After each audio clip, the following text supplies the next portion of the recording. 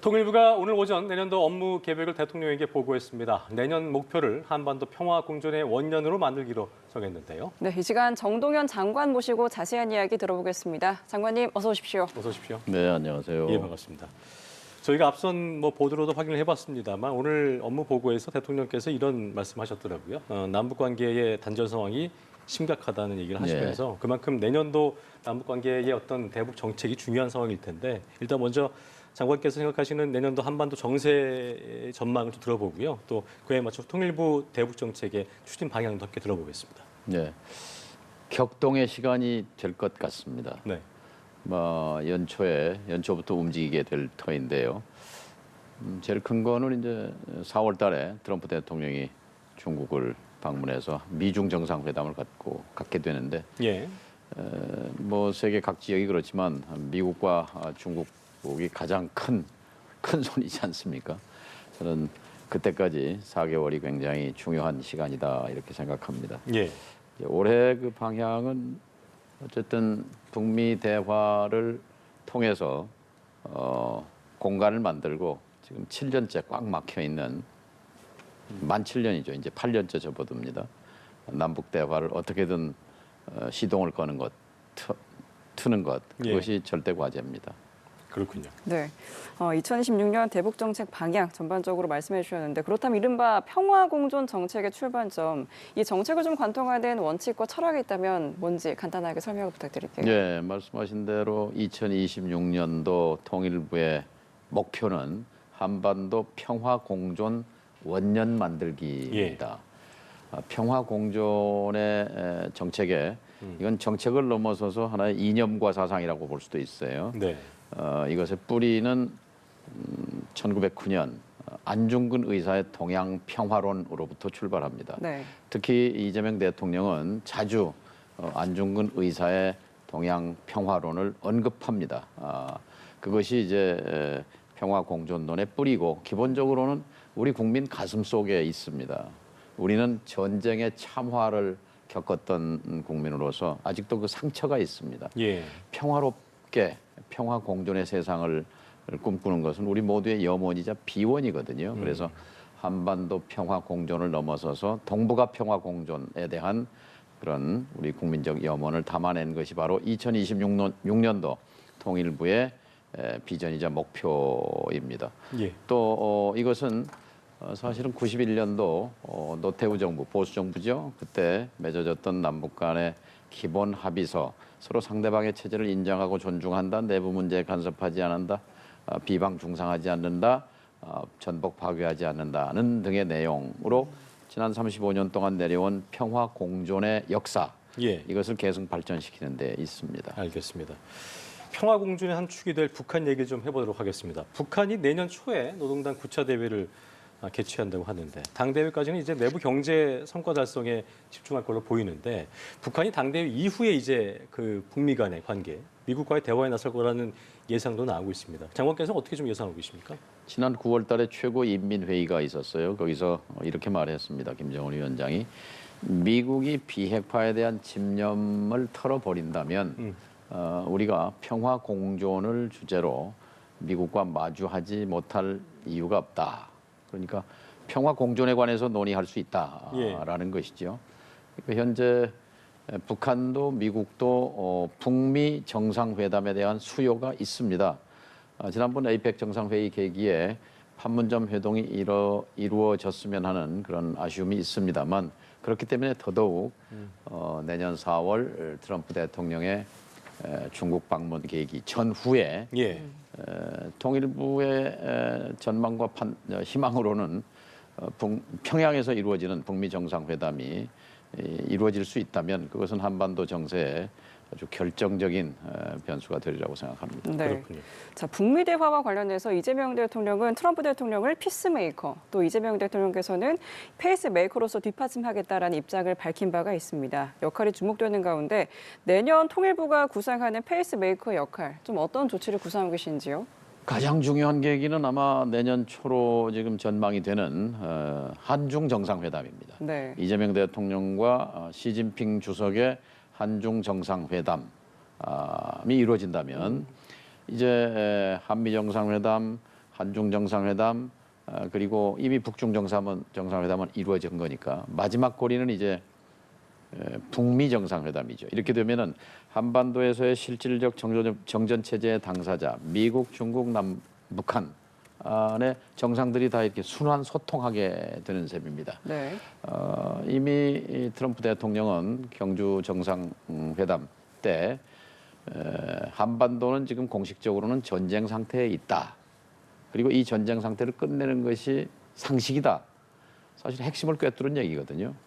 또 한반도의 정전 체제를 평화 체제로 바꾸는 것에 대해서는 남북 모두 이것은 희망 사항이자 염원이고 중국도 역시 이것을 지지하고 있기 때문에 저는 한중 정상회담 연초 그리고 미중 정상회담 4월 그러니까 1월부터 4월까지가 굉장히 역동적인 시간이 될 것이다. 예. 이렇게 봅니다. 그렇군요. 자, 전반적인 저희가 설명을 들어봤으니까 좀 더 세부적인 질의를 좀 해보도록 하겠습니다.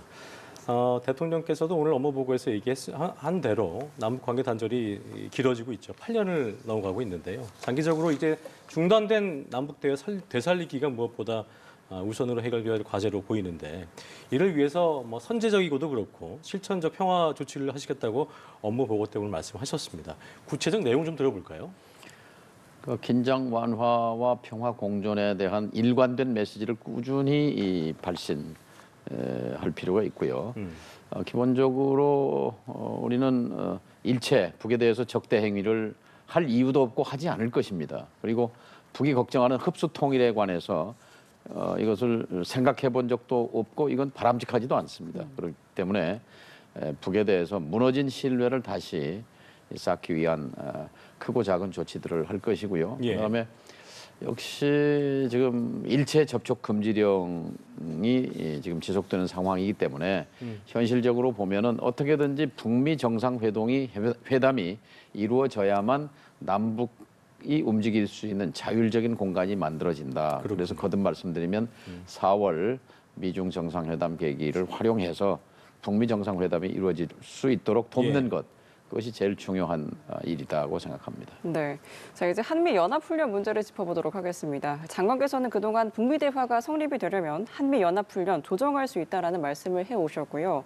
한편으로는 이제 전자권 전환을 위한 검증 차원에서 연합훈련의 연속성이 중요하다라는 목소리도 정부 안에서 계속적으로 나오고 있습니다. 이에 대한 장관님 생각은 어떠신지요? 네. 한미 연합훈련은 그동안 이 북의 핵 능력을 고도화하고 그 북의 위협을 억제하는데 대단히 큰 역할을 했다고 생각합니다. 그런데 반면에 또 이것도 있어요. 1992년에 한미 훈련을 중단한 적이 있습니다. 그때는 이제 아까 말씀한 91년 남북 기본 합의서 국면, 남북이 일단 서로 화해하고 악수하면서 교류 협력을 약속했던 그 시기에 그 연합훈련이 중단된 적이 있었죠. 그리고 잘 기억하시듯이 2018년도 평창 올림픽을 앞두고 예. 한미 연합 3월달에 한미 연합훈련 중단을 발표함으로써 이것이 2018년과 19년에 한반도의 봄을 불러오는데 결정적인 마중물 역할을 한 것이죠. 그러니까 한미연합훈련이 그 나름대로의 이유가 있지만 그러나 그것은 목적이 될 수 없습니다. 그것은 한반도의 평화와 억지력으로서의 수단적 의미가 있는 것이기 때문에 저는 한미 간의 어쨌든 정세와 연동해서 충분히 협의 논의해 갈 수 있다고 생각합니다. 이것은 뭐 논의도 하지 말아라 하는 자세는 저는 곤란하다고 생각합니다. 알겠습니다. 일부 언론에 보면 예. 그런 얘기 나오는 것 자체를 타부시하는 것 같아요. 네, 그것은 옳지 않은 자세라고 생각합니다. 알겠습니다. 통일부가 최근에 이제 한미 외교당국 간 현안 협의에 좀 불참을 하면서 그 남북 대화나 이제 대북 정책 관련 사안에 대해서는 필요시 별도로 미국 측과 협의를 진행하겠다 밝혔는데 통일부가 별도로 이 미국과 협의한 것에 대해서 미국 측이랑 공감대가 좀 있었는지 궁금하고 또 미국 정부 입장에서도 북한 문제 관련해서 통일부와 별도로 협의체를 구성할 의사가 좀 있는지도 궁금하네요. 네, 뭐 충분히 가능합니다. 뭐 소통도 하고 있고요. 기본적으로 이제 아쉽게 생각하는 것은 2018년, 2019년 북미 정상회담도 3번이나 있었고 남북 정상회담도 3번이나 있었고 예. 그 환경에서 열매를 결실을 못 맺었거든요. 다시 이 적대의 시간으로 돌아가 버렸잖아요. 그때 부정적인 역할을 기능을 했던 것이 이른바 한미 워킹그룹이라는 것이었습니다. 예. 사사건건 이 남북 협력, 남북 관계에 대해서 장애물이 됐던 것이 사실입니다. 예를 들자면 이 워킹그룹 그러면 인터넷에 타미플루 이렇게 따라 나옵니다. 예. 네. 그러니까 이 독감 백신 타미플루를 이북에 보내겠다고 했는데 이게 워킹그룹에 걸려서 시간이 천연되는 바람에 북이 돌아섰거든요. 그러면서 북 입장에서는 남쪽은 미국의 허락을 못 받으면 독감 백신 하나도 못 보내는구나. 꼼짝달싹을 못 하는구나. 저런 남쪽을 상대할 수 있겠느냐 하는 그런 불신의 출발점이었다고 생각합니다. 그래서 이제 처음에 대북 정책에 대한 협의체를 미국과 외교부와 통일국방부가 한다고 했을 때 이게 제2의 워킹그룹이 돼서는 안 된다 하는 입장을 강하게 밝힌 것이고요. 그런 말씀하신 대로 그러나 외교정책은 외교부가, 국방정책은 국방부가, 그리고 대북정책과 남북관계는 교류, 대화, 협력 이런 분야에 대해서 미국과 충분히 정보를 공유하고 소통하고 통일부가 그렇게 해나갈 생각입니다. 네. 미국도 그런 의사가 있습니다. 알겠습니다. 최근 정치권에서 추진 중인 이른바 DMZ법을 두고 유엔군 사령부가 DMZ 출입 통제 권한이 유엔사에 있다라는 입장을 냈습니다. 현재 DMZ 출입은 정전 협정을 근거로 해서 유엔사가 전적으로 통제하는데 일각에서는 정전 협정이 유지되는 한 국내법으로 이를 넘기기 어렵다는 주장도 나오고 있습니다. 장관님께서는 이 문제의 좀 핵심 쟁점은 어디에 있다고 보세요? 7월 달에 로마 교황청의 유흥식 추기경이 한국에 오셨는데 저한테 그러셨어요. 판문점에를 가보고 싶다. 이태리 친구가 왔는데 같이 좀 안내를 하고 싶다. 근데 불허됐습니다. 추기경께서 출국하시면서 일부러 전화를 하셨어요. 그 비무장지대는 한국의 영토인가 아닌가? 영토 맞습니다. 이 추기경이 가려고 해도 못 가는 이 사실을 널리 공론화해서라도 우리 이 영토 주권을 확립하는 것이 최소한의 자존심이다. 이런 말씀을 하셨는데 예. 이 얘기가 우리 민주당 의원들 사이에 회자되면서 아마 민주당 발로 지금 국회에서 입법이 추진되고 있습니다. 네. 지금 정전협정 72년인데요. 그동안 유엔사가 정전 체제를 유지하는데 헌신적으로, 열성적으로, 성실하게 해서 한반도의 평화와 안정을 유지하는데 큰 공헌을 한 것을 우리는 그것을 존중하고 또 경의를 표합니다. 그러나 다만 이것은 군사적 성질에 관한 것이고 비군사적이고 평화적인 목적의 출입까지 완전히 차단당하는 것은 주권국가의 국민으로서 이것은 채통에 관한 문제입니다. 예를 들면 역사 유적이 있거든요. 문화, 생태, 환경, 학술, 뭐 조사할 수도 있고 방문할 수도 있고 있잖아요. 예. 이것까지 일체 차단된다는 것은 이것은 주권국가 국민으로서 우리 국민 정서에 부합하지 않습니다. 이것을 반영해서 지금 이제 국회에서 입법이 추진되고 있는 것이고 통일부로서는 이것을 지원하는 입장입니다. 그 말씀하신 그 통일지향의 평화적 두 국가도 그런 맥락으로 이해를 하면 되는 거죠. 그러니까 이것은 1972년 동서독 기본 조약과 이제 그 짝을 이루는 예. 것인데요. 72년 이전까지 이 동서독은 서로 말하자면 오고 가지도 못했을 뿐만 아니라 예. 적의 친구는 적이다 하는 할슈타인 원칙에 의해서 굉장히 적대적인 관계였습니다. 그런데 서로 국가성을 인정하면서 그러나 동독과 서독이 국가성을 인정하면서 교류 협력하고 소통하되 외국은 아니다. 특수관계다. 근데 우리도 지금까지 바로 독일의 그런 사례를 준용해서 우리가 유엔에 가입한 두 국가지만 그러나 통일을 지향하는 과정에서 생긴 잠정적 특수관계라고 규정하고 남북관계를 해온 거거든요. 이것을 종합하면 통일 지향의 평화적 두 국가가 되는 겁니다. 그런데 이것은 최근에 갤럽이 한 여론조사에 보면은 70%의 국민이 찬성이 높더라고요. 찬성합니다. 예.